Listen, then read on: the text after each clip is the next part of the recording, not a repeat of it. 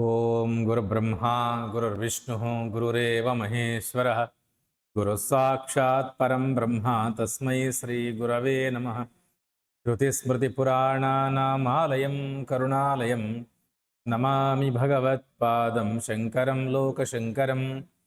శంకరం శంకరాచార్యం కేశవం బాదరాయణం సూత్రభాష్యకృతౌ వందే భగవంతౌ పునః పునః. సద్గురుం సచ్చిదానందం సాధువర్యం సనాతనం సద్వేదాంత ప్రవక్తారం సదా స్వాంతే స్మరామ్యహం.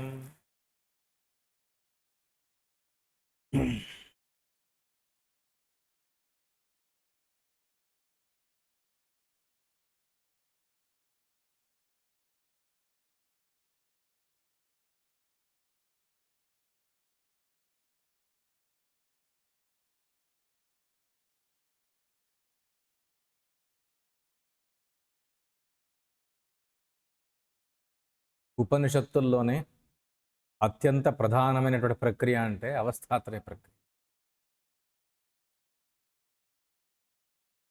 మిగతా ప్రక్రియల కంటే ఇది చాలా దగ్గరగా ఒక సామాన్యమైన వ్యక్తికి అర్థమవుతుంది.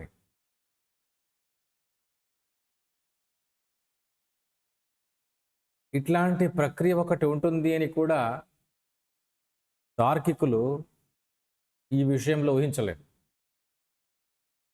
ఎందుకంటే దేన్నైనా తర్కంతో తెలుసుకోవాలా, పాండిత్యంతో తెలుసుకోవాలా అనే ఆలోచనలోనే ఉంటారు. వాటితో సాధ్యం కాలేదు అంటే అయితే ఏదో యోగ సాధన చేసి తీరాలా, ఏదో ఉపాసనా శక్తి ఉండాలా అని. కానీ జగత్ యొక్క పరమార్థం, మనందరి యొక్క జీవన పరమార్థము కేవలం 3 మన అవస్థలనే విచారిస్తే తెలిసిపోతుంది అని, ఇంత సులభంగా ఉంటుందా అని అందరికీ ఆశ్చర్యమవుతుంది. ఇది ఒక అసాధారణమైన ప్రక్రియ అని స్వామివారు రాస్తారు. గీతా ప్రెస్ గోరఖ్పూర్ వాళ్ళు ప్రతి సంవత్సరము వాళ్ళ పత్రికలు, వాళ్ళవి 2 పత్రికలు నడుస్తాయి. ఒకటి హిందీ, రెండవది ఇంగ్లీష్. స్వామివారి కాలంలోనూ ఉండేది. ప్రతి సంవత్సరము ఒక పత్రిక పెద్దగా ప్రచురించేవాళ్ళు. ఇప్పటికీ చేస్తున్నారు ఆ పని. అంటే ఒక పెద్ద పుస్తకం వచ్చేది ఒక నెల, ఇంకా మిగతా నెలలో అంతా కూడా చిన్న చిన్న పుస్తకాలు వస్తాయి. ఆ పెద్ద పుస్తకము స్పెషల్గా ఏదో ఒక విషయాన్ని గురించే వచ్చేది. స్వామివారి కాలంలో ఒకసారి ఉపనిషత్తుల గురించి ఉపనిషత్ నంబర్ అని వచ్చిందంట. దీనికి ఉపనిషత్తుల్లో ఉన్నటువంటి సత్యాన్ని ఎవరెవరు చెప్పగలరు అని వాళ్ళు చాలా సెర్చ్ చేసి స్వామివారిని అడిగినంట, మీరొకటి ఉపనిషత్తుల గురించి రాసివ్వండి అని. స్వామివారు ఈ అవస్థాత్రయ ప్రక్రియల గురించి ఇంగ్లీష్లో రాసిచ్చినారు వాళ్ళు. ఇప్పటికీ ఆ పత్రికలో స్వామివారిది ఉంది. అవస్థాత్రయ ప్రక్రియయే ఉపనిషత్తుల్లో ఉన్నటువంటి ఒక అసాధారణమైన బోధ అని ఇంగ్లీష్లో రాస్తారు. అక్కడ స్వామివారు రాస్తారు, ఇది మొత్తం మన భారతీయ సాహిత్యానికే మూలమైంది ఉపనిషత్తు అంటే దానికి మూలమైంది మాండుక్యము లేదా అవస్థాత్రయ ప్రక్రియ. అట్లాంటి అవస్థాత్రయ ప్రక్రియను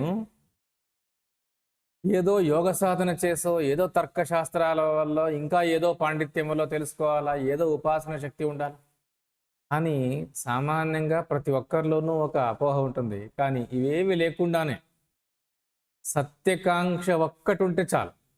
నీకు సత్యమే కావాలా అంటే ఇదిగో నీ 3వ స్థానుభవాలని పరీక్షించుకో, సత్యం నిశ్చయమైపోతుంది. అంతే.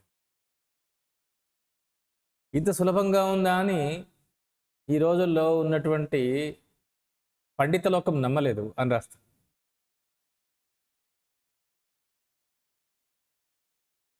దీన్ని సరళంగా వివరించాలనే ఉద్దేశంతోనే ఈ స్వామివారు పరమార్శింతామణి ఈ గ్రంథాలన్నీ రాసి. ఎందుకంటే ఇంత సులభంగా ఉన్నప్పుడు ఉపనిషత్ మంత్రాలు కూడా అవసరం రాదు. ఎందుకంటే మూడు అవస్థానుభవాలు తెలిసినటువంటివే, వాటిని అనుభవ దృష్టితో విచారించటం ఇది ఒక్కటే విశేషం అంతే. అందరూ ఒప్పుకున్నటువంటి కల్పనా దృష్టినే తీసుకొని విచారించుకుంటాం అంతే. స్వప్న శాస్త్రాలు ఇవన్నీ కూడా కల్పనా దృష్టితో వచ్చినటువంటివి. సాపేక్ష దృష్టి, జాగ్రత్త అభిమాన దృష్టి అని ఇంకా చెప్పచ్చు.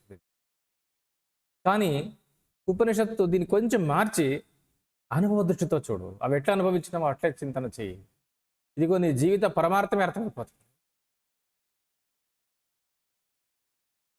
అన్ని ఉపనిషత్తుల యొక్క రహస్యం ఇక్కడే తెలిపోతుంది. చూడండి ఎంత ఆశ్చర్యం కదా. ఎందుకంటే భారతీయ సాహిత్యం తక్కువ లేదు. ఒక్కొక్క గ్రంథాన్ని చదవాలంటేనే ఎంతో కష్టం అనిపిస్తుంది. ఈ రోజుల్లో ఈ పుస్తకాలు చిన్న చిన్నగా కనిపిస్తున్నా కూడా దాన్ని ప్రారంభించి ముగించటం ఈ రోజుల్లో ఉండే మనిషికి చాలా కష్టం. శంకరాచార్య స్తోత్రాలు, ప్రాతస్మరణ స్తోత్రము, అద్వైత పంచరత్నము, దశశ్లోకి ఇట్లాంటివి ఉన్నాయి. వీటి వివరణ స్వామివారు ఇస్తారు. అంటే స్వామివారు వాటిని వ్యాఖ్యానించినారు తమ శైలిలో. అద్వైత పంచరత్నం అని 5 శ్లోకాలు. ఈ 5 శ్లోకాలను వ్యాఖ్యానిస్తూ వేదాంత ప్రవేశికా వ్యాఖ్యానము అని పేరు పెట్టారు. శంకరాచార్య ప్రాతస్మరణ స్తోత్రం అంటే పొద్దున్నే లేచి దాన్ని చదువుకోవాలి. వేదాంత స్తోత్రం వీడు. పొద్దున్న లేచి ఏ దేవుడినో నమస్కరించాలని చెప్తారే, పొద్దున్న లేచి నీవు పరతత్వాన్ని నమస్కరించు. శంకరాచార్యుల మాట ఇది, ప్రాతస్మరణ స్తోత్రం. దాంట్లో కేవలం అవస్థాత్రయ ప్రక్రియ ఉంది. చూడండి ఎంత ఆశ్చర్యం. దాన్ని వ్యాఖ్యానించాలా అనే ఉద్దేశంతో స్వామివారు వేదాంత బాలబోధిని వ్యాఖ్య అన్నారు. దాని పేరు అది, తన వ్యాఖ్యానం పేరు బాలబోధిని. అంటే చిన్న పిల్లలకు అర్థమైపోతుంది అని అర్థం. ఇట్లా ఉపనిషత్తుల్లో అసాధారణమైన బోధ అంటే అవస్థాత్రయ ప్రక్రియ. అవస్థాత్రయ ప్రక్రియ అంటే అవస్థల గురించి విచారణ కాదు, అవస్థలను నెపంగా తీసుకొని మనస్వరూపాన్ని నిర్ణయించటము లేదా జగత్తు యొక్క పరమార్థాన్ని నిర్ణయించటం. ఎంత గొప్పది కదా. చూసే వాళ్ళకి ఏమనిపిస్తుంది అంటే, ఎందుకు ఈ కళను గురించి నిద్రను గురించి విచారిస్తారు వీళ్ళు వేదాంతం అంట. ఎందుకంటే సాంఖ్య, న్యాయ, వైశేషిక, యోగ ఈ దర్శనాలు ఉన్నాయే, ఈ దర్శనాల్లో చాలా గహనమైన విచారాలు. సాంఖ్యము అట్లాంటిదే, తర్కశాస్త్రం అంటే న్యాయము అట్లాంటిదే, ఇంకా వైశేషికము అదే, ఇంకా బౌద్ధము అదే. బౌద్ధములో అయితే మరలా రకరకాల వేరు చీలికలు వచ్చేసినాయి దాంట్లో. శూన్యవాదం అని, క్షణిక విజ్ఞానం అని ఇట్లా. ఇది కాకుండా ఇంకా యోగా అంటే సరే అది నిరంతరము ఒక ప్రక్రియ, వాడు సాధించాలి. ఇవన్నీ క్లిష్టమైనవి, సంక్లిష్టమైనవి.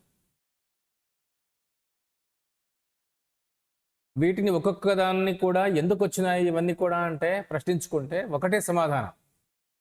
అన్ని దర్శనాలు 5 విషయాలు చెప్పడానికి వచ్చినాయి అని తెలుసుకున్నాం. ఒకటి జీవుని గురించి, అంటే తన గురించి.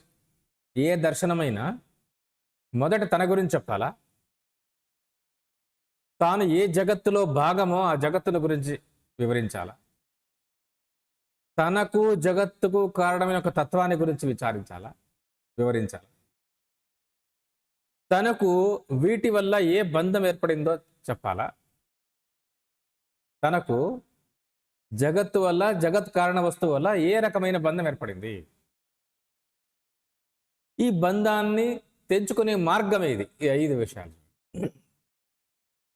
దీన్నే సూక్ష్మంగా జీవుడు, జగత్తు, జగత్కారణము, బంధము, మోక్షము. ఈ 5 విషయాలు ఏ శాస్త్రం చెప్తుందో ఆ శాస్త్రాన్ని దర్శనం అన్నారు. శాస్త్రమే దర్శనం అంటే ఇంకేమో కాదు. యోగ దర్శనము, సాంఖ్య దర్శనము, వైశేషిక దర్శనము, బౌద్ధ దర్శనము, వేదాంత దర్శనం, ఇది ఒకటి అంతే. అంటే అన్ని దర్శనాలు ఈ పని చేస్తున్నాయి. ఈ 5 విషయాలు చెప్తున్నాయి. ఈ 5 విషయాలను ఊరికే కల్పన చేసి చెప్పటం కంటే, లేదా ఎప్పుడో నీకు తెలుస్తుంది తర్వాతి జన్మల్లో చెప్పటం కంటే, కష్టపడి యోగ సాధన చేస్తే ఏదో ఒక స్థితిలో నీకు ఇవన్నీ తెలుస్తాయని చెప్పటం కంటే, ఇప్పుడే అనుభవంలో దీని యొక్క సత్యత్వాన్ని రుజువు చేస్తే ఎంత బాగుంటుంది. ఇది వేదాంత దర్శనం యొక్క గొప్పతనం.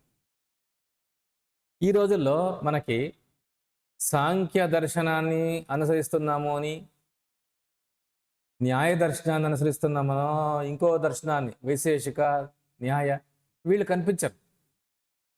వేదాంతాన్ని అనుసరిస్తుండే వాళ్ళు కనిపిస్తారు. ఎందుకు, ఏ తేడా వచ్చింది? వాళ్ళు ఎందుకు లేరు ఇప్పుడు? మేము సాంఖ్యులు అనే వాళ్ళు ఎవరున్నారు ఈ రోజుల్లో? ఉంటే మన భారతదేశంలో ఉండాల్సిండి, లేరు వాళ్ళు. సాంఖ్య శాస్త్రాన్ని కొంతవరకు పరిచయం చేసుకున్నటువంటి వాళ్ళు ఉన్నారు అంతే. మేము సాంఖ్యులు, మేము యోగులు, మేము నైయాయికులు, మేము వైశేషికులు అని చెప్పేవాళ్ళు ఎవరు లేరు. ఈరోజు కూడా మేము యోగులు అని చెప్పుకునే వాళ్ళు ఉండొచ్చు, కానీ వీళ్ళెవరు పతంజలి యోగ సూత్రాలు అధ్యయనం చేసేవాళ్ళు కాదు. ఊరికే ఆసన ప్రాణాయామాన్ని చేసుకునేవాళ్ళు అంతే. యోగా సెంటర్లో చాలా ఉన్నాయి మన దేశంలోనే కాకుండా, దీనికి ఆకర్షితులై ప్రపంచవ్యాప్తంగా ఎన్నో యోగా సెంటర్లను.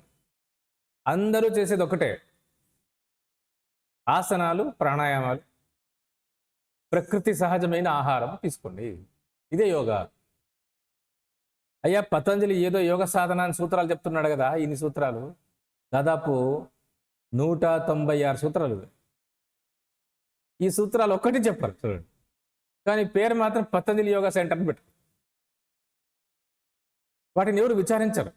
అసలు ఆ సూత్రాలు దేని చెప్తున్నాయి అంటే, నీ ప్రాణాయామాన్ని, నీ ఆసనాన్ని చెప్పటం లేదు. అవి జీవుని గురించి, జగత్తు గురించి, జగత్ కారణాన్ని గురించి, బంధాన్ని గురించి, మోక్షాన్ని గురించి చెప్తారు. మరి వీళ్ళెందుకు చెప్పటం లేదు? పతంజలి సూత్రాలు లేకుండా ఉండే పతంజలి యోగా చెప్తున్నారు. ఇది ఎట్లా?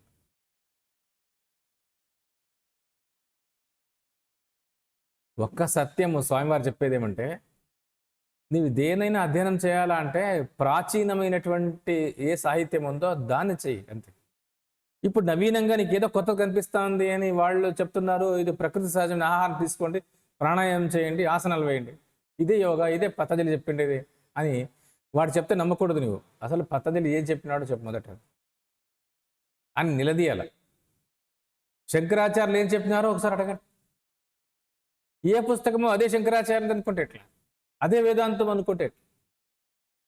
ఎందుకంటే అన్నిటికీ మూలమైన సాహిత్యం ఉంది. సాంఖ్య సూత్రాలు ఉన్నాయి, న్యాయ సూత్రాలు ఉన్నాయి, బౌద్ధ సూత్రాలు ఉన్నాయి, వైశేషిక సూత్రాలు ఉన్నాయి, యోగ సూత్రాలు ఉన్నాయి, ఇదిగో వేదాంత సూత్రాలు ఉన్నాయి. మరి ఈ సూత్ర సాహిత్యం చాలా ముఖ్యమైనది. వాస్తవానికి సూత్రాలు అంటే ఇవేమి గణితంలో వచ్చే సూత్రాలు మాత్రం కాదు. సూత్ర అనే శబ్దానికి అర్థము ఒక విశేషమైన అర్థాన్ని సూచించే వాక్యం అని అర్థం.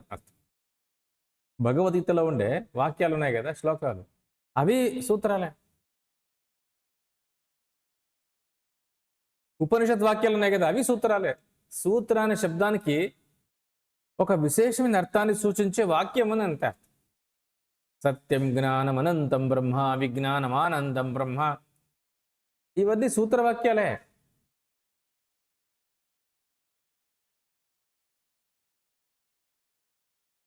భగవద్గీతలో 13వ అధ్యాయంలో భగవంతుడి వాక్యం ఒకటి ఉంది, బ్రహ్మసూత్ర పదైశ్చైవ హేతుమద్భిః వినిశ్చితైః. అక్కడ ఋషిభిః బహుదా గీతం ఛందోభిః వివిధైః పృథక్ బ్రహ్మసూత్ర పదైశ్చైవ హేతుమద్భిర్ వినిశ్చితైః అని చెప్పేటప్పుడు బ్రహ్మసూత్ర పదైః, బ్రహ్మసూత్ర పదాలతో, బ్రహ్మసూత్ర పదాలు అంటే ఈ రోజుల్లో ఏమర్థం చేసుకున్నారు? బాదరాయణ సూత్రాలు, బ్రహ్మసూత్రాలు అనుకున్నారు. దాన్ని చెప్పలేదు. శంకరాచార్య తమ భాష్యములు అంటారు, అక్కడ బ్రహ్మసూత్ర పదైశ్చైవ అంటే బ్రహ్మతత్వాన్ని సూచించే వాక్యాలు ఏవైనా పర్వాలేదు, అవన్నీ బ్రహ్మసూత్రాలే అంతే. బ్రహ్మసూత్రం అంటే ఇవి అనుకున్నారు, వేదాంత సూత్రాలు అనుకున్నారు. కాదు, భగవద్గీత వాక్యాలు బ్రహ్మసూత్రాలే, ఉపనిషద్ వాక్యాలు బ్రహ్మసూత్రాలే. ఈ అర్థం. ఎప్పుడైతే ప్రాచీన సాహిత్యాన్ని చూడమో, నీవు పొడి పొడి గ్రంథాలు ఎన్ని చదువుకున్నా సంతృప్తి లభించదు. యోగ సూత్రాలను పూర్తిగా చూడకుండా ఎన్ని యోగ సెంటర్లు తిరిగినా నీకు యోగ పట్ల స్పష్టత రాదు. వేదాంత సూత్రాలు ఉపనిషద్ వాక్యాలు చూడకుండా ఎన్ని చిన్న చిన్న వేదాంత గ్రంథాలు, పెద్ద పెద్ద వేదాంత గ్రంథాలు చదువుకున్నా, ఇంత విన్నా నీకు సంతృప్తి రాదు. మూల సాహిత్యాన్ని నీవు చూసి తీరాలి, అర్థం చేసుకుని తీరాలి. కానీ వాస్తవానికి మూల సాహిత్యం ఉందే, ఇది చాలా తక్కువ ఉంది, విస్తారంగా లేదు.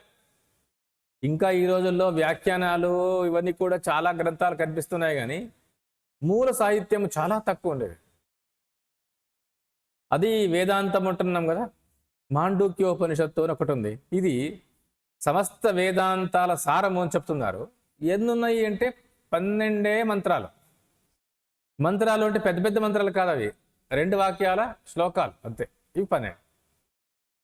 ఇంతే వేదాంత శాస్త్రం. ఎంత ఆశ్చర్యం చూడండి. దీన్ని మళ్ళా అనేక చోట్ల కొనియాడుతున్నారు. ఏమని అంటే, మాండూక్యమేకమేవాల ముముక్షూణ విముక్త అయ్యేని. మాండూక్యం ఒకటే ముముక్షువుకు ముక్తికి చాలు అని. మాండూక్యమేకమేవ అలం ముముక్షూణం విముక్తయే అని రాముడు హనుమంతుని చెప్పినట్టు ముక్తికోపనిషత్ వాక్యం ఉంది. అంటే ఇంత చిన్న ఉపనిషత్ గ్రంథము సకల వేదాంత సారం అని చెప్తున్నారు కదా. ఇది ఎక్కడో రాముడు చెప్పినట్టే కాదు, శంకరాచార్యులు కూడా దీన్నే అంట. గౌడపాదాచార్యులు దీనికి కారికలు రాసింటే శంకరాచార్యులు దాన్ని వివరిస్తూ ఉంటారు. ఈ ప్రకరణ చతుష్టయం ఉందే, ఈ మాండూక్యానికి గౌడపాద రాసింది, ఇది సమస్త వేదాంతార్థ సార సంగ్రహభూతమిదం ప్రకరణ చతుష్టయం అని రాస్తారు. కొందట్లో ఏముంది అని చూస్తే 3 అవస్థానుభవాల విశ్లేషణ అంతే. ఎంత ఆశ్చర్యం చూడండి. మనకున్నటువంటి 3 అవస్థలను విశ్లేషణ చేయటం చేసి, జీవుడంటే ఎవరు, జగత్తు అంటే ఏమి, జీవునికి జగత్తుకు ఏది కారణమైన వస్తువు, నీకు బంధం ఎట్లా ఉంది, దాన్ని విడుదల ఎట్లా జరుగుతుంది. ఈ 5 అంటే దర్శనము అంటే 5 విషయాలు ఉంటాయి అని చెప్పుకున్నాం కదా. ఈ 5 విషయాలను స్పష్టంగా ఈ ఒక్క ప్రక్రియతోనే వివరిస్తుంది ఉపనిషత్తు.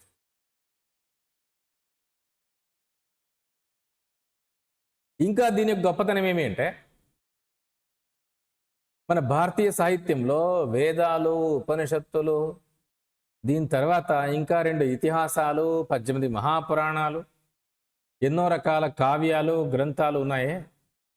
అన్ని గ్రంథాల్లోనూ ఏ సత్యాన్ని వర్ణించిందో కొన్ని కథారూపంగా వర్ణించింది, కొన్ని జరిగినటువంటి సంఘటన రూపంగా వర్ణించినాయి, కొన్ని ఇంకా వేరే కల్పనా కథలతో వర్ణించింది.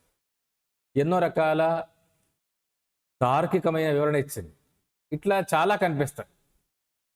ఎంత ఇన్ని రకాలు కనిపిస్తూ ఉన్నా అన్ని రకాల వివరణలకు కూడా మూలమైంది ఏది అంటే తత్వ పరమార్థ వస్తువు. ఆ వస్తువునే ఈ ఉపనిషత్తు స్పష్టంగా చెప్తాను. అంటే అర్థం ఏమి అంటే, అన్ని గ్రంథాలకు ఏది ఆధారమైన వస్తువో దాన్నే ఈ ఉపనిషత్తు స్పష్టంగా చెప్పింది అవస్థాత్రయ ప్రక్రియతో. దీన్నే స్వామివారు అంటారు, 3 అవస్థల అనుభవాలను విశ్లేషించి జీవుడి యొక్క స్వరూపాన్ని, జగత్తు యొక్క స్వరూపాన్ని, జగత్తుకు జీవుడికి ఏది కారణమో ఆ తత్వాన్ని, మనకున్నటువంటి బంధాన్ని, మనము అందుకోగలిగింటే మోక్షం. ఈ 5 విషయాలను కూడా ఈ ఒక్క ఉపనిషత్తులతోనే స్పష్టంగా తెలుసుకోవచ్చు, లేదా ఈ అవస్థాత్రయ ప్రక్రియను విశ్లేషించడంతోనే తెలుసుకోవచ్చు. ఎంతోమంది మహాత్ములు కూడా, జ్ఞానులు అని ప్రసిద్ధిగా ఉన్నటువంటి రమణ మహర్షి, వీళ్ళంతా కూడా ఇదే చెప్తారు. నేనెవరను అని విచారిస్తూ పో, నీకు పరమసత్యమే బోధపడుతుంది. ఇదే పరమ పురుషార్థం. అంతే.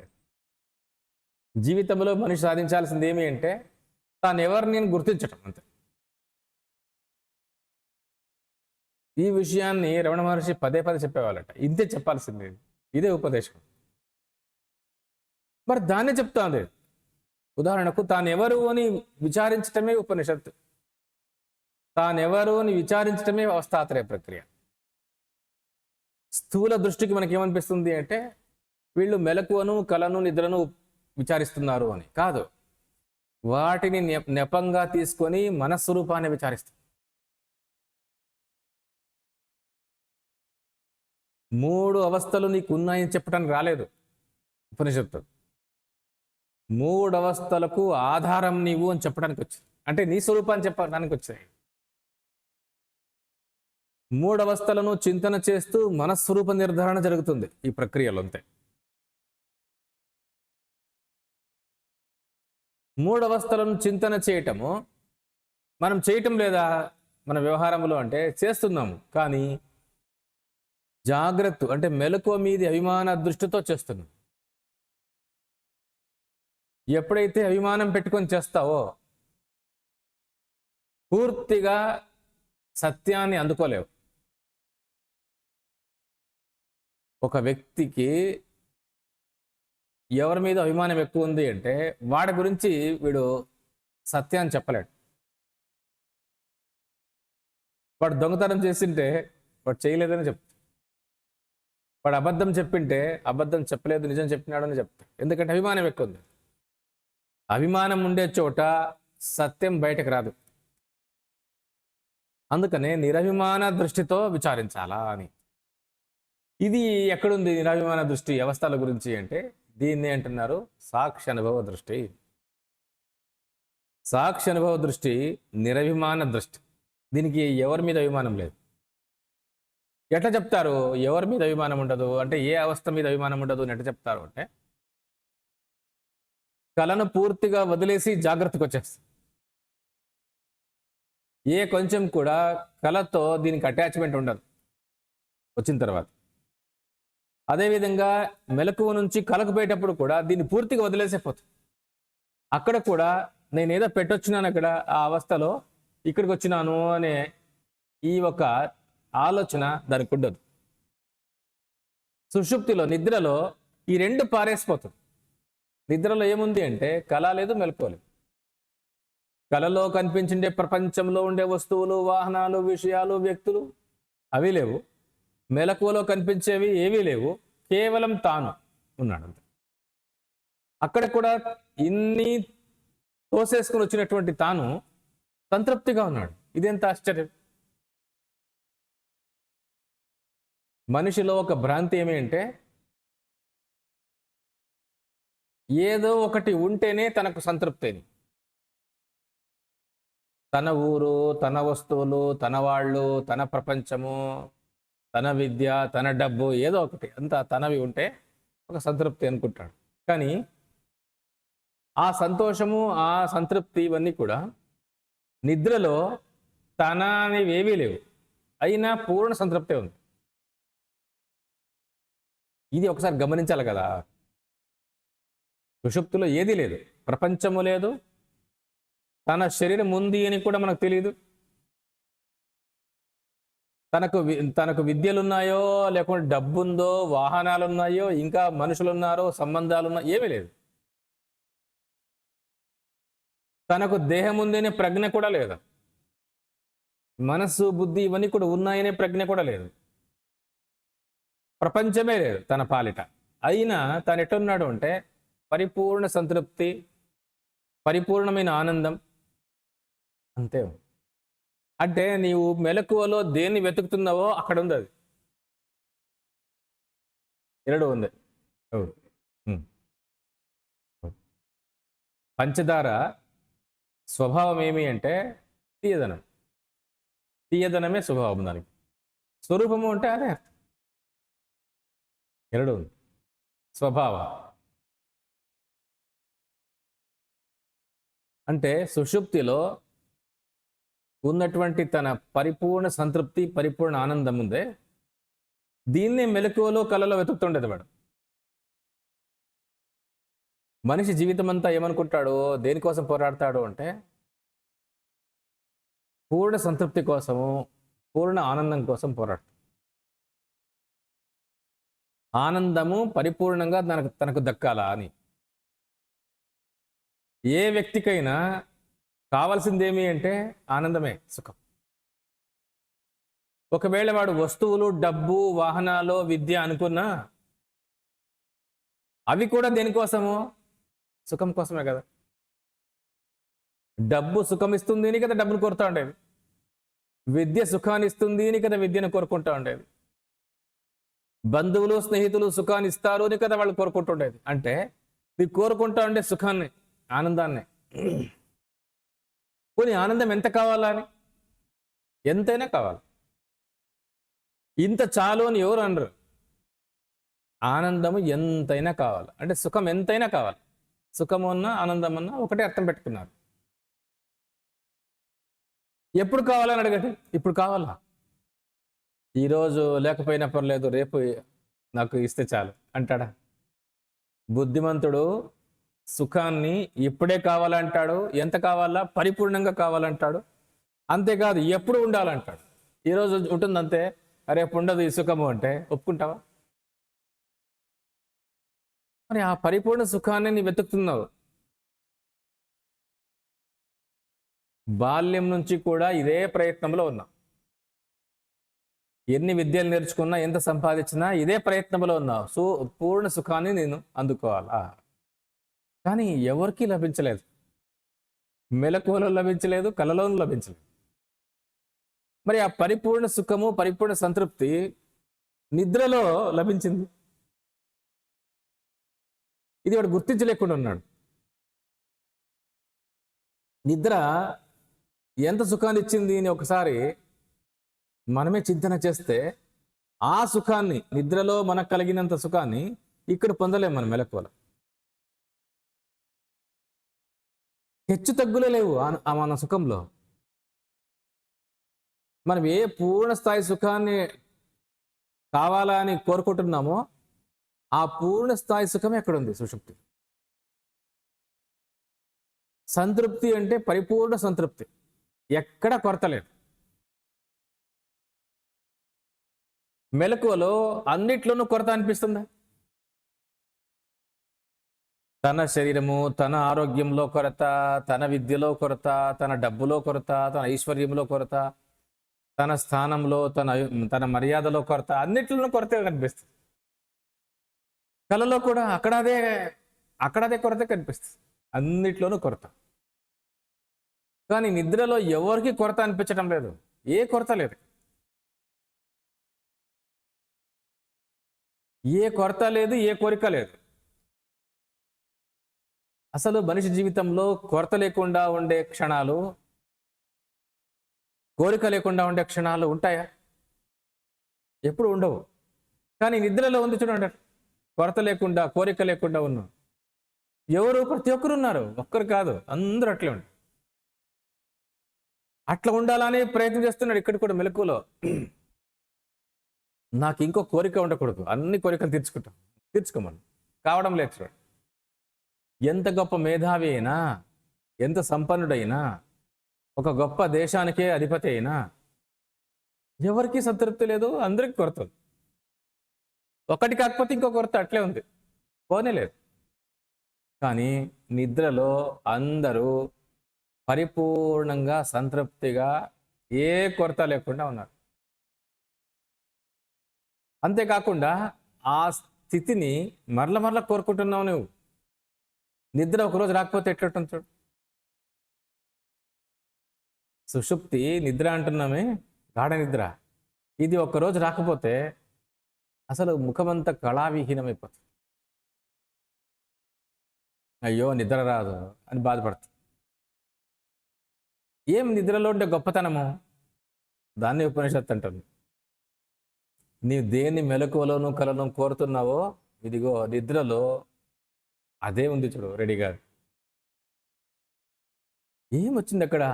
ఇక్కడ లేనిదేమి అక్కడ ఉండేదేమి? అక్కడ ఆ సంపూర్ణత, పరిపూర్ణత ఎట్టొచ్చింది? ప్రపంచం మీద, దేహం మీద, ఇంద్రియాల మీద అభిమానాన్ని తీసేసుకున్నావు చూడవద్దు. నిద్రపోవటానికి నువ్వేం చేసినావు అంటే మొదట నీవు ప్రపంచ వ్యవహారాన్ని కట్టిపెట్టావు.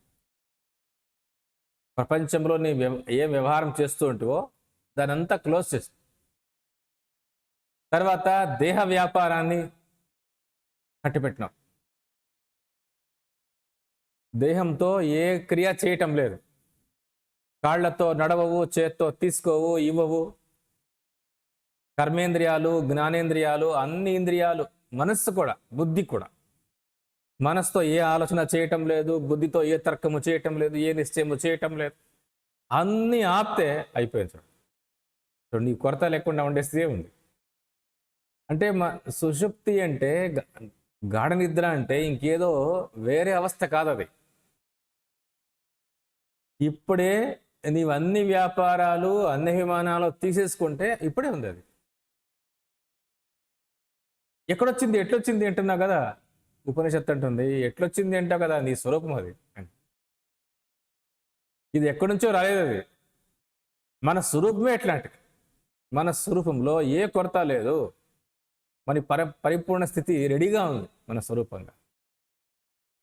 మనకేమనిపిస్తుంది, దాన్ని నేను ప్రయత్నంతో పొందాలేమో అనుకున్నాడు. నీవేం ప్రయత్నంతో నీ స్వరూపాన్ని ఎట్లా పొందుతావు? ఎప్పుడు కూడా మనిషి తాను కాని దాన్ని ప్రయత్నంతో పొందొచ్చు, తానై ఉండేదాన్ని ప్రయత్నంతో ఎట్లా పొందుతాడు తెలుసుకోవాలంతే. ఏ పరిపూర్ణ ఆనందాన్ని పొందాలనుకుంటున్నావో అది ఇప్పుడే నీవై ఉన్నావు. మరి ఏమైంది అంటే, ఇదిగో వీటి మీద అభిమానాన్ని తీసేసుకోవటం లేదు నీవంతే. నిద్రపోవటానికి నీవేం చేసినావు, అన్నిటి మీద అభిమానాలను తీసేసుకుంటూ పోయినావు అంతే. మరి ఇప్పుడే ఆ పని చేయి. అభిమానాలు తీసేసుకొని పోవటమే ఇప్పుడు కూడా వివేకంతో నీ పరిపూర్ణతకు లేదా నీ కొరత లేకుండా ఉండే స్థితిని చేరుకోవటానికి ఇదొక్కటే అంతర్ముఖ మార్గం. నీవే రకంగానూ వేరే మార్గంలో ఆ స్థితిని పొందటానికి అవకాశం లేదు.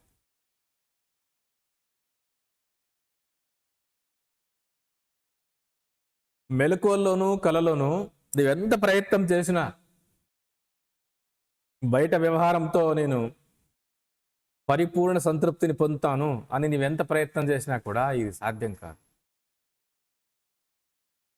ఇది సాధ్యం కాదు అని ఈవిడ జీవితమే చెప్తుంది, జీవితానుభవాలే చెప్తుంది. సుషుప్తిలో అంటే నిద్రలో తానుగా సంతృప్తిగా ఉన్నాడు, ఏ కొరత లేకుండా ఉన్నాడు. మరి దీన్నే కదా అడుగుతా ఉండేది, ఇక్కడ రెడీగా ఉంది చూడు అక్కడ.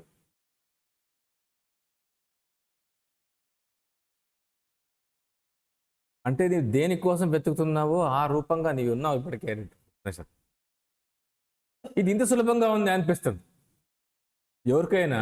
వేదాంతం అంటే ఇంత సులభంగా ఉంటుంది, అది ఎట్లుంటుంది కానీ అవస్థా విశ్లేషణతో మాత్రమే ఇంత సులభంగా ఉంది అని తెలిసేది. నీవు వేరే రకంగా విశ్లేషిస్తే అది కఠినంగా ఉంది అనిపిస్తుంది. 3 అవస్థలను విశ్లేషిస్తే నీకు సుషుప్తిలో ఆ తత్వం దొరికిపోయింది, అది నీవేం తెలిసిపోయింది. ఉపనిషత్తు యొక్క తాత్పర్య వాక్యాలు ఉన్నాయి. స ఆత్మ తత్వమసి శ్వేతకేతో అని. ఆ తత్వమసి వాక్యము సులభంగా అర్థమైపోతుంది సుషుప్తిని చూస్తే. మెలకువలో నేను ప్రపంచము ఉంది, కలలో కూడా నేను ప్రపంచము అని ఉన్నాయి. నిద్రలో నేను ప్రపంచము అనే భేదం లేదు, ఎందుకంటే ప్రపంచం లేదు, ఉండేదే నేను అంతే. ఇప్పుడు సుషుప్తిని విచారిస్తే ఎవరు విచారించినట్లు, నిన్ను నీవు విచారించినట్లు. ఎందుకంటే అక్కడ సుషుప్తిలో నీవు మాత్రమే ఉన్నావు, ప్రపంచం లేదు.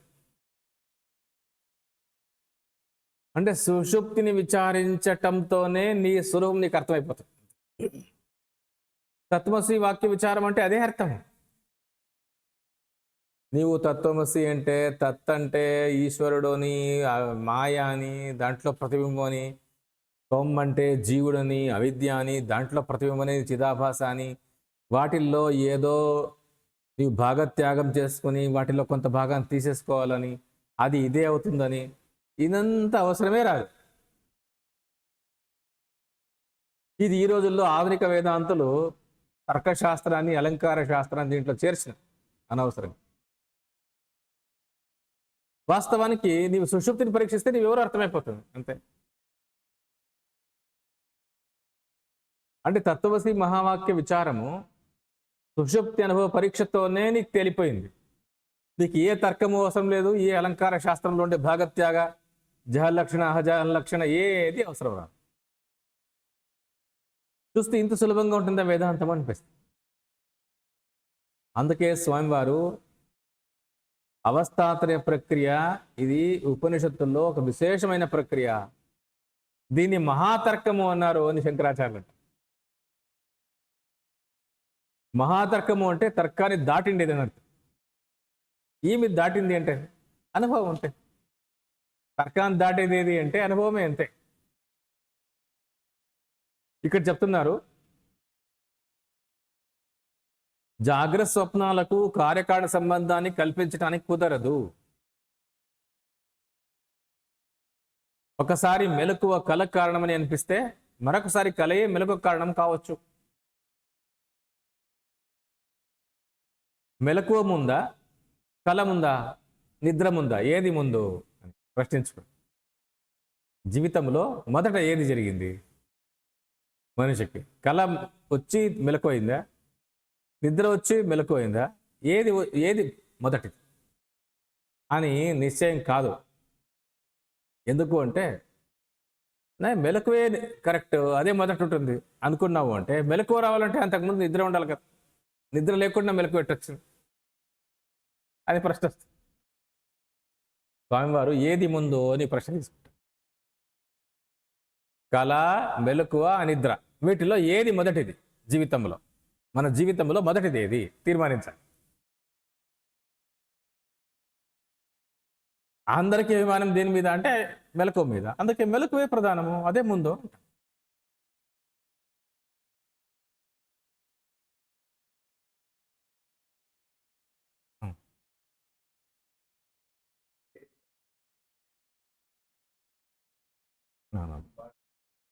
అవును, ఎందుకంటే అవస్థలు ఎట్లా కలుగుతున్నాయి, మెలకువ ఎట్లా కలుగుతుంది, కళ ఎట్లా కలుగుతా ఉంది, నిద్ర ఎట్లా కలుగుతుంది అంటాం కదా. ఎట్లా కలుగుతుంది అంటే ఏ కారణంతో కలుగుతా ఉంది అని అర్థం. ఎట్లా కలుగుతుంది అంటే ఎలా అంటాం కదా, అంటే కారణం అడుగుతున్నాం అని అర్థం. దేని నుంచి కలుగుతున్నాయి? ప్రపంచం ఎట్లా పుట్టింది? అవును, కరెక్ట్. ఎట్లా మెలకు అవుతుంది అంటాం కదా. ఉదాహరణకు ప్రపంచం ఎట్లా పుట్టింది అంటాం. ప్రపంచం ఎట్లా పుట్టింది, మెలకు ఎట్లా పుట్టింది అని ప్రశ్న వస్తుంది కదా. ఉపనిషత్తు ప్రపంచం ఎట్లా పుట్టింది అని కారణాన్ని చెప్పడానికే మెలకువని తీసుకునింది. మెలకు ఎట్లా పుట్టింది అని అంటాం కదా. ఎవరు ప్రశ్నిస్తున్నారు దీన్ని? మెలకువ ఎట్లా పుట్టింది, ఈ మెలకువ ఎట్లా కలిగింది అని మెలకువ లోపల ఉన్నటువంటి జీవుడు ప్రశ్నిస్తున్నాడు. వీడిని తెలిసే అవకాశమే లేదు. ఎందుకంటే ఎట్లా అనే కారణము, కార్యము అంతా కూడా మెలకువ లోపల ఉంది. అందుకే ఇక్కడ స్వామివారు ఏమంటారు, మెలకువ, కళ, నిద్ర వీటికి కారణాన్ని అడగకూడదు. ఒకవేళ కారణం అడిగితే అది నీవే కారణం, నీ నుంచే పుట్టినాయి. రెండవ కారణం ఏమి అంటే అవిద్యే కారణం. మన స్వరూపాన్ని నీ మెలకువగా చూస్తున్నావు కదా, అదే అవిద్య. తురియాత్మతత్వాన్ని నీ మెలకువగా చూస్తున్నావు, అదే అవిద్య అని. నీ మెలకువను పరీక్షించి చూస్తే తురియాత్మ. మెలకు ఎట్లా పుట్టింది అంటాం కదా, అంటే పుట్టింది అని దీన్ని గౌడపాదాచార్యులు అజాతవాదం అంటున్నారు. పుట్టలేదు ఇది అసలు. జగత్తు పుట్టింది అంటావు కదా, జగత్తు పుట్టనే లేదు అని చెప్పడానికి వచ్చింది పరిస్థితి. జగత్తు పుట్టలేదు, అవస్థ పుట్టలేదు. మసక చీకట్లో కనిపించినటువంటి పాము అది పుట్టనే లేదు. అక్కడ ఉండేది ఏది అంటే కేవలం తాడు. మరి కనిపిస్తా ఉందే, నీ అవిద్య వల్ల, నీ తప్పు తెలివి వల్ల అక్కడ పాము కనిపించింది. ఇట్లా ఇక్కడ కూడా మెలకు అనేది ఎట్లా కనిపించింది అంటే అవిద్య వల్ల కనిపించింది అంతే కారణం.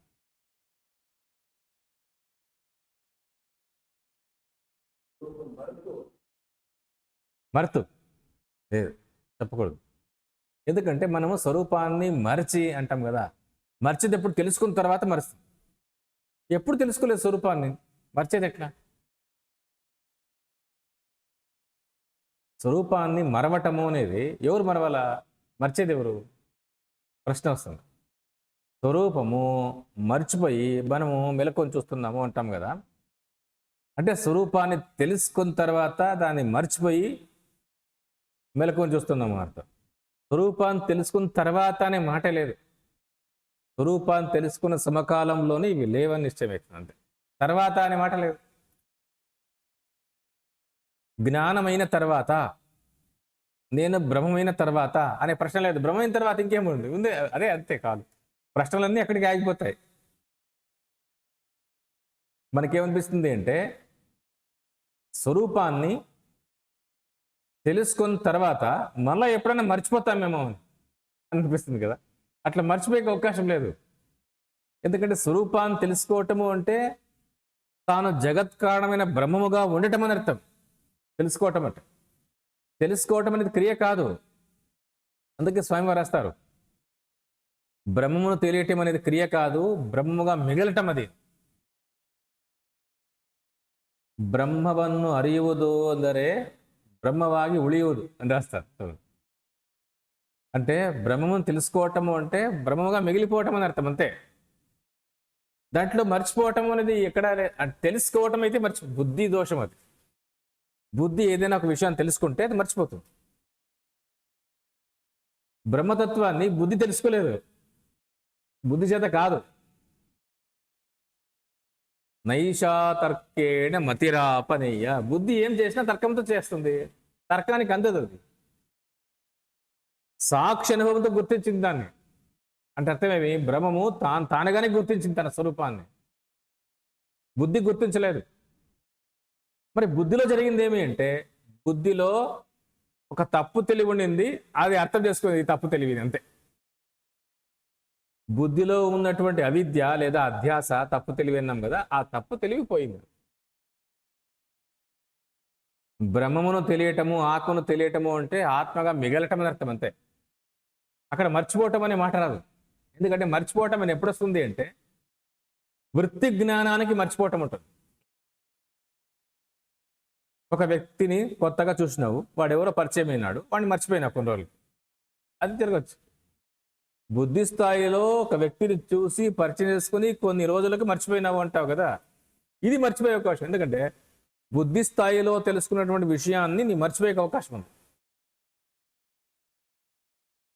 ఆత్మస్థాయిలో తన స్వరూపాన్ని గుర్తించినటువంటి దాంట్లో తన స్వరూపాన్ని గుర్తిస్తే మర్చిపోవటం అంటే అర్థమేమి? ఇక్కడ బుద్ధే లేదు మర్చిపోవటం. ఆత్మను తెలుసుకున్న తర్వాత బుద్ధి, మనస్సు, ఇంద్రియాలు, ప్రపంచము లేదు కదా, మరి మర్చిపోయేది ఏంటి అర్థమేమి? మరుపుకు అవకాశం లేదు. మెలకు ఎట్లా పుట్టింది, మెలకు ఎందుకు కలిగింది అంటాం కదా, అది కలగలేదనేది ప్రశ్న సమాధానం. మెలకు పుట్టలేదు, జగత్తు పుట్టలేదు, ఇదే తీర్మానమే. ఎందుకంటే ఆత్మ నుంచి ఆకాశాదులు పుట్టినాయి అని ఉపనిషత్తు చెప్పు.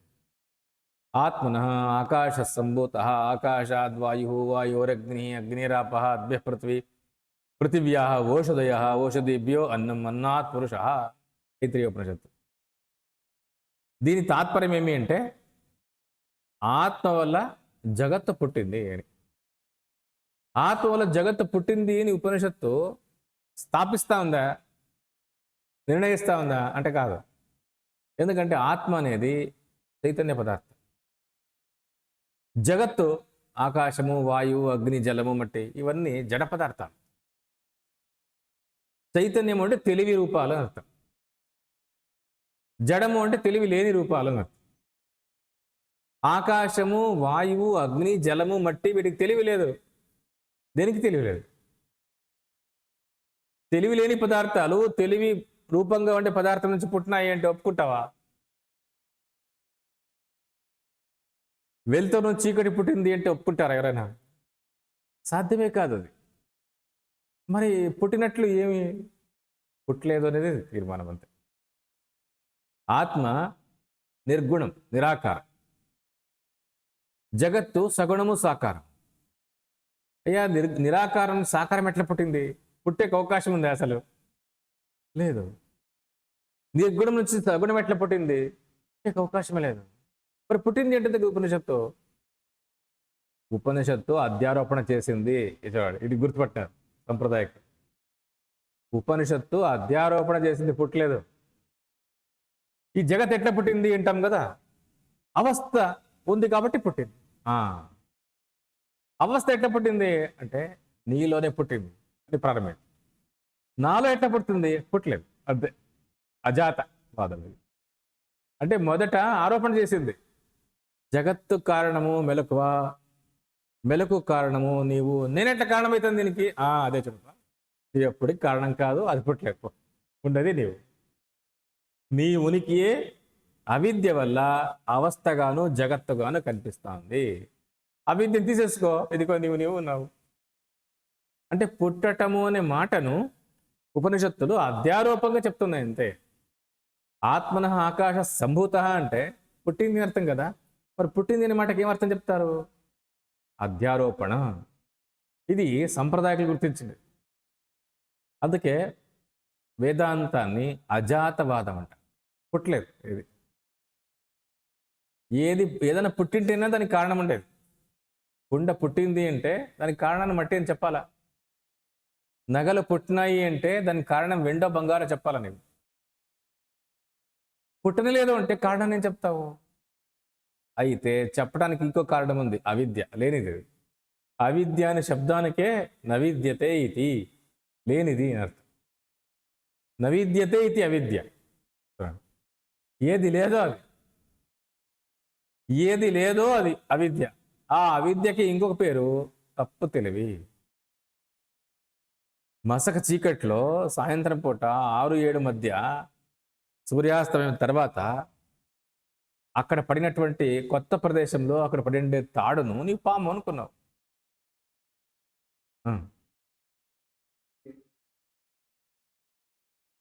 అవును.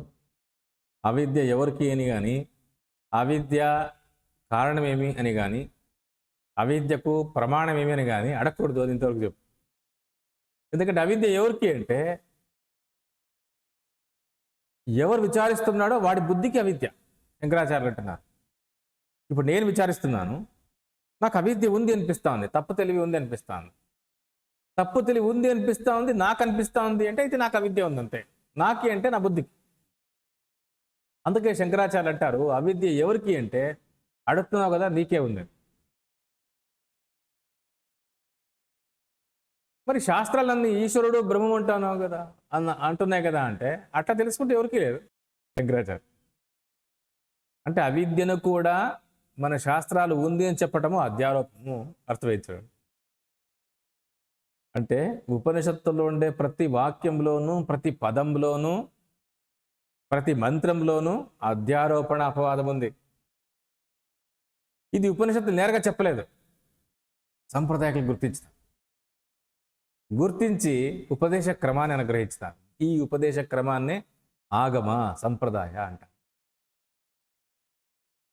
ఎప్పుడైతే ప్రతి శబ్దంలోనూ లేదా ప్రతి వాక్యంలోనూ ప్రతి మంత్రంలోనూ అధ్యారోపణ అపవాదం ఉంది అని తెలియదో జిజ్ఞాసుకు, వాడు ఉపనిషత్తుల్లో ఉండే శబ్దాలకు తప్పు అర్థాలు చేసుకుంటాడు.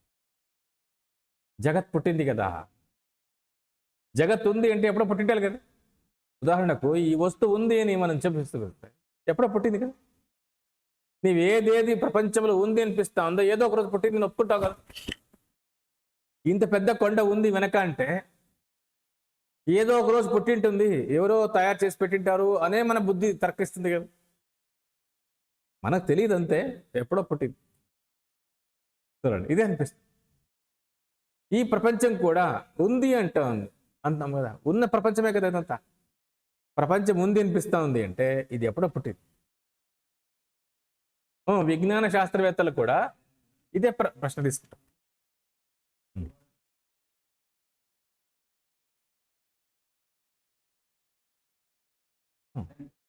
ఈ ప్రపంచం కూడా వాళ్ళు ప్రపంచాన్ని గురించి విచారించాలంటే మొదట ప్రపంచం ఎట్లా పుట్టిందో ఒప్పుకోవాలా.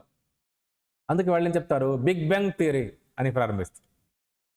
బిగ్ బ్యాంగ్ అంటే భారీ విస్ఫోటనం జరిగిందంటే ఎప్పుడది అంటే వాళ్ళు 700 మిలియన్ల సంవత్సరాల వెనక అంటారు.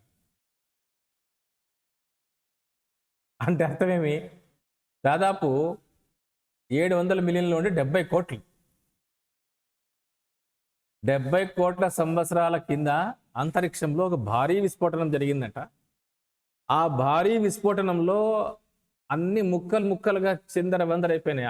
అంతరిక్షంలో అన్ని తిరుగుతూ తిరుగుతూ రౌండ్ అయినాయి. ఏ వస్తువైనా తిరుగు రౌండ్ వస్తుంది.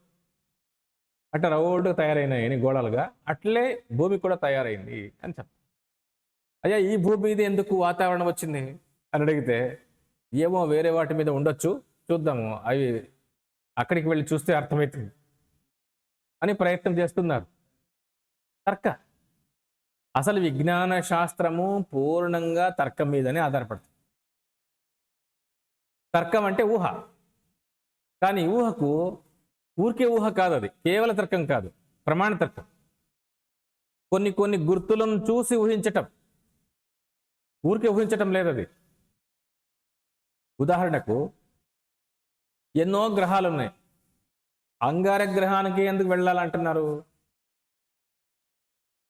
ఏదో వాళ్ళకి గుర్తు కనిపిస్తాం, దాని మీద ఏదో ఒక విశేషమైన పదార్థం ఉందేమో అని అనిపిస్తుంది. అందుకే దాన్ని విచారిస్తున్నాం, అక్కడికి వెళ్ళాలనుకుంటున్నాం, అక్కడికి ప్లాన్ చేస్తాం. అంటే వీళ్ళకి ఏదో గుర్తును చూసి ఊహించటం ఉంది. హెలికాప్టర్లో జియోగ్రఫీ అర్థం చేసుకున్నటువంటి విజ్ఞాన శాస్త్రవేత్తలు తిరుగుతూ ఉంటారు.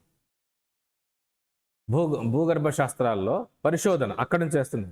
కొన్ని మట్టి రూపాలు, రంగు వేరు కనిపిస్తున్నప్పుడు అక్కడ ఏదో వేరే ఉందని విశేషంగా వాళ్ళు గుర్తించి చూస్తారు. ఇక్కడ ఈ ఖనిజం దొరుకుతుంది అని నిశ్చయిస్తారు. గుర్తులు చూసే వాళ్ళు ఊహించటం. ఆ ఊహలు చాలా వరకు నిజమవుతాయి, ఎందుకంటే చాలా కష్టపడతారు దానికోసం.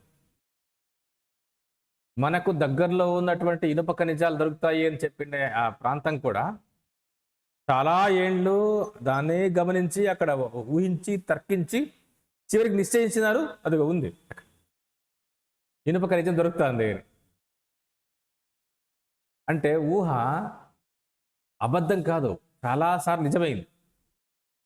విజ్ఞాన శాస్త్రవేత్తలు ఊరికే దేన్నంటే అదే ఊరికే ఇట్లా కల్పన చేసి ఊహ చేసి అట్లా చేయటం లేదు. వాళ్ళు నిరీక్షణ పరీక్షణ స్వామివారు చెప్తారు చూడండి. మొదట అవునా కాదా చూస్తారు, తర్వాత వాళ్ళు కొంత మట్టి తీసుకొచ్చి ల్యాబ్లో టెస్ట్ చేస్తారు.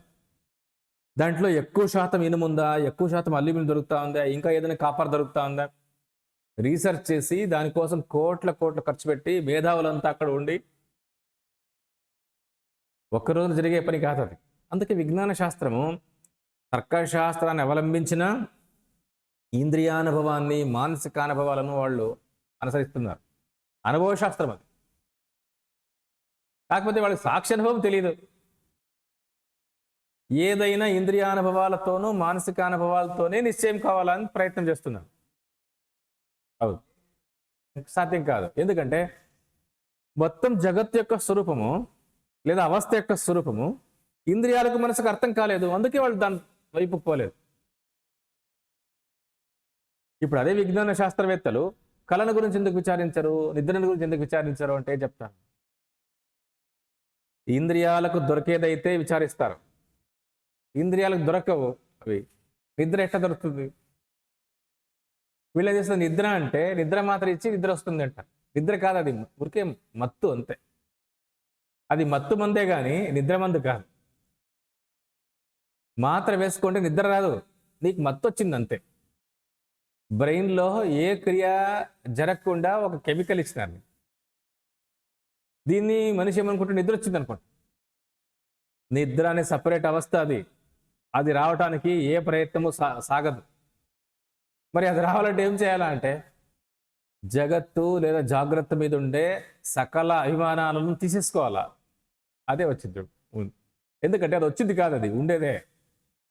నీవు అభిమానాన్ని పూర్తిగా వదిలేసిన సమకాలంలోనే నీ నిద్రాస్థితిలో ఉన్నావు అంతే. దీన్ని నీవు ట్యాబ్లెట్ ఎట్లా తీసుకుంటావు? అభిమానాన్ని తీసేసుకుంటే చాలు. దేహ వ్యాపారాన్ని, ఇంద్రియ వ్యాపారాన్ని, మనో వ్యాపారాన్ని, బుద్ధి వ్యాపారాన్ని అన్నిటినీ కూడా సునాయాసంగా నీ వదిలేసే. చూడు, ఏ స్థితిలో మిగిలిపోయినావో అది సుషుప్తి అంటున్నావు. దీని ట్యాబ్లెట్ ఎట్లా సాధిస్తావు నువ్వు? ఏ ప్రయత్నంతో సాధించక సాధ్యం కాదు. ఇది ప్రయత్నాలతో వచ్చింది కాదు, ప్రయత్నాలను వదిలేస్తే వచ్చింది అంతే. ఎంతోమంది ప్రశ్నిస్తాడు నిద్రపోవాలంటే ఏం చేయాలా అని. ఏం చేయకూడదయా, ఏమైనా చేస్తే రాదు. నిద్రపోవాలంటే ఏం చేయాలా అంటున్నావు కదా, ఏమి చేయకూడదు. నీవేమో చేసేకపోతే రాదు. మనసుతో చేసినా, ఇంద్రియాలతో చేసినా, బుద్ధితో ఏదో చేసినా రాదు నిద్ర. చెయ్యటం అనేదే పోవాలి. అంటే ప్రయత్నం పూర్తిగా జీరో అయిపోవాలి. జీరో అయిన సమకాలంలోనే నిద్ర అనేది ఇదిగో ప్రారంభమైపోతుంది. ఇప్పుడు నిద్ర ఎక్కడున్నట్లు ఇక్కడే ఉంది, రెడీగా ఉంది. అది ఇది ఇంకో అవస్థకు పోవాల్సిన అవసరం లేదు. అన్ని ప్రయత్నాలను విరమించిన సమకాలంలోని నిద్రాస్థితిలో ఉన్నాం అంతే. దీన్ని యోగ సాధనతోనూ ప్రయత్నం చేయొచ్చు. యోగ సాధన ఏం చెప్తుంది? అన్ని క్రియలను, చివరికి చిత్తవృత్తులను కూడా ఆపేయాలి. అన్ని ఆపేయగా ఏ స్థితిలో ఉన్నావో దాన్ని వాళ్ళు ఏమన్నారు? అది నిద్రనే, సమాధి అన్నారు అంతే. సంప్రజ్ఞాత పేరు పెట్టి సమాధినేది. దీన్నే శంకరాచార్యులు అంటే నిద్ర సమాధి స్థితి. నిద్ర అదే, సమాధి అదే, మరణము అదే, మూర్ఛ అదే, ప్రళయం అదే అని చెప్పేసి. అవును, చూడండి. అంటే ఇంత సులభంగా ఉపనిషత్తుల్లో నిద్రను గురించి విచారణ చేస్తూ మనస్వరూపాన్ని గురించి ప్రతిపాదన చేస్తుంది. ఉపనిషత్తుల్లో మెలకువ, కళ, నిద్ర చెప్తూ ఉన్న వివరణ వాటిని గురించి చెప్పడం లేదు, మనస్వరూపాన్ని గురించి వివరణిస్తుంది. మనస్వరూపం లక్ష్యం, ఇవి నెపం. అంటే మూడు అవస్థలను విశ్లేషించి మనస్వరూపాన్ని నిర్ధారిస్తుంది. జగత్ యొక్క స్వరూపాన్ని నిర్ధారిస్తుంది, జగత్ కారణాన్ని నిర్ధారిస్తున్నారు, మన బంధాన్ని, మోక్షాన్ని నిర్ధారిస్తున్నారు. మూడు అవస్థల విశ్లేషణ ఇంత పనికి వస్తుంది. ఒక్క అవస్థాత్రయ ప్రక్రియయే జీవుని గురించి, జగత్తును గురించి, జగత్ కారణాన్ని గురించి, బంధాన్ని గురించి, మోక్షాన్ని గురించి స్పష్టమైన అనుభవ ఆధారాన్ని ఇస్తుంది. అందుకే అవస్థాత్రయ ప్రక్రియనే సపరేట్గా ఒక దర్శనం అని చెప్పేయచ్చు. ఇదే దర్శనం. నీకు నిజంగా బంధం ఉందా లేదా, నీకు మోక్షం కావాలా వద్దా, ఇది నిర్ణయం అవుతుంది. చూడండి, ఈ దృష్టితోనే స్వామివారు ఈ ప్రక్రియకు ఎక్కువ స్థానం ఇచ్చినారు. వాళ్ళ గ్రంథాల్లో దాదాపుగా అన్ని పుస్తకాల్లోనూ ఈ ప్రక్రియ మనకు కనిపిస్తుంది. చెప్పలేదు ఏ వ్యాఖ్యానాలు అసలు వాళ్ళ వరకు కాదు. మన శంకరాచార్య గ్రంథాలను వ్యాఖ్యానం చేసినటువంటి వాళ్ళలోనే ఈ ప్రక్రియ లేదు. అద్వైత వేదాంతం చెప్తున్నాము అని వచ్చింటే గ్రంథాల్లోనే ఈ ప్రక్రియ లేదు. ఇంకా మధ్వాచార్య, రామాచార్యుల ప్రక్రియ వాళ్ళ గ్రంథాలు ఉండే అవకాశమే లేదు. సాంఖ్య, న్యాయ, వైశేషిక, యోగ వీళ్ళలో లేదు.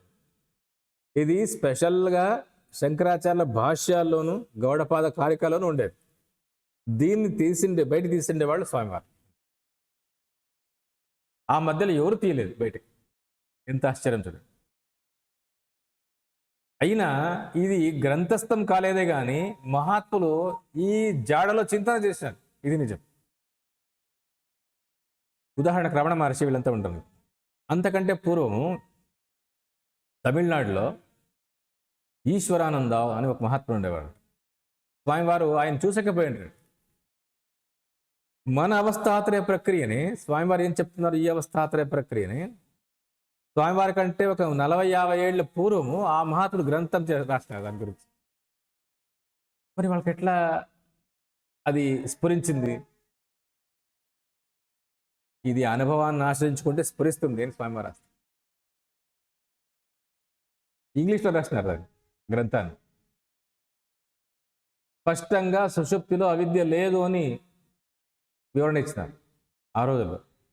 స్వామివారి కంటే పూర్వం ఇది జరిగింది. అందుకే స్వామివారు వాళ్ళు దర్శించుకున్నారు పోయి. రామకృష్ణ మఠం స్వామీజీ ఆ మఠదోరు ఎంత రామకృష్ణ మఠ ಅವ್ರ అడ్రస్ కూడా కొట్టింది. ఆ పుస్తకం సిಗುತ್ತೆ అవి.